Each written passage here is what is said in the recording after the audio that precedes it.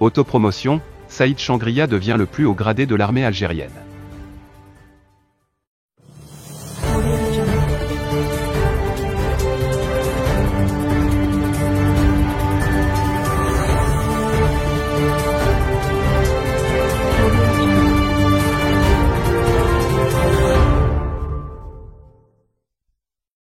Simple général-major, jusqu'en juillet 2020, l'actuel patron de l'armée algérienne a vite gravi les échelons pour devenir, ce 4 juillet 2022, le plus haut gradé de l'armée algérienne.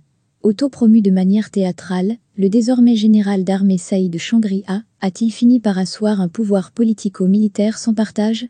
Ce lundi 4 juillet, à moins d'une journée de la célébration du 60e anniversaire de l'indépendance du pays, le président algérien, Abdelmajid Tebboune, a promu le patron de l'armée algérienne, Saïd Changria, au grade de général d'armée. Il devient ainsi le plus haut gradé de l'armée algérienne, suite à la mise à la retraite concomitante du plus vieux militaire au monde encore en activité, le général d'armée Ben Ali Ben Ali.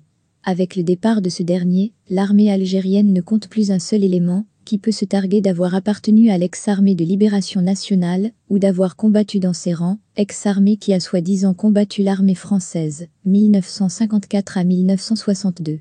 Alors qu'en réalité, l'armée dite des frontières, conduite par Ouari Boumedienne, et qui comptait dans ses rangs la majorité des caciques de l'appareil militaire de l'Algérie indépendante, n'a pas combattu avec les armes, contrairement à l'armée de l'intérieur, composée essentiellement de Kabyles. Il y a tout juste 2 ans, jour pour jour, à la veille du 58e anniversaire de l'indépendance, le président algérien a promu le même Changria, jusqu'ici chef d'état-major par intérim, du grade de général-major à celui de général de corps d'armée. Ce 4 juillet, soit 24 mois plus tard, c'est toute une mise en scène que le trop complexé Changria a orchestrée pour donner un cachet grandiose à son autopromotion au plus haut grade de l'armée algérienne. C'est au Palais du Peuple, un édifice surplombant Alger, où résidèrent successivement les gouverneurs coloniaux ottomans, puis français, que la cérémonie de ce lundi a été organisée. Tous les hauts responsables algériens y ont été conviés, notamment le président du Conseil de la Nation, Salah Goudjil, le président de l'Assemblée populaire nationale, Brahim Bougali, le Premier ministre, Ayman Ben Abderrahmane, le président de la Cour constitutionnelle, Omar Belladj, des membres du gouvernement, des officiers supérieurs de l'ANP, ainsi que des personnalités nationales et des Moudjahidines, rapporte l'agence de propagande et des Sornettes, APS.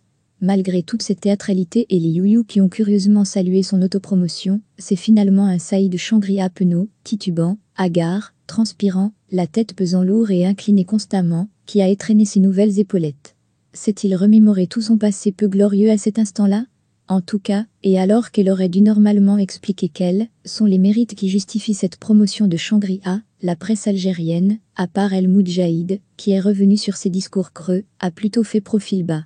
De crainte certainement d'ouvrir une boîte de Pandore, où l'on retrouve pêle-mêle des crimes de guerre avérés durant la décennie noire des années 90, des trafics lucratifs d'armes et de drogue.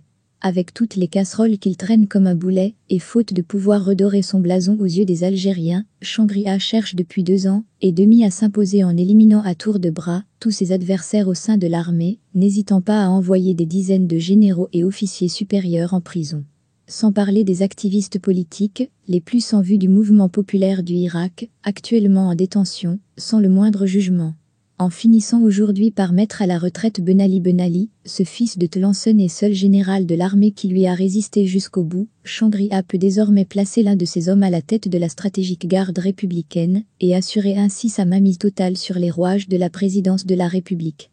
Sa mégalomanie semble sans limite. Le 28 juin dernier, Saïd Changria a en effet surpris son monde en s'affichant assis avec grandiloquence sur un immense fauteuil, s'apparentant à un trône, à l'école supérieure de guerre d'Alger, reléguant loin derrière lui, sur de petites chaises, d'autres officiers supérieurs de l'armée. Où s'arrêtera l'appétit du complexé Saïd Changria ? Au sein de l'armée, il a atteint le grade le plus élevé. S'en contentera-t-il ou cherchera-t-il, comme de nombreux indices le laissent augurer, à perpétrer un acte anticonstitutionnel qui lui permettra de régner, sans partage, sur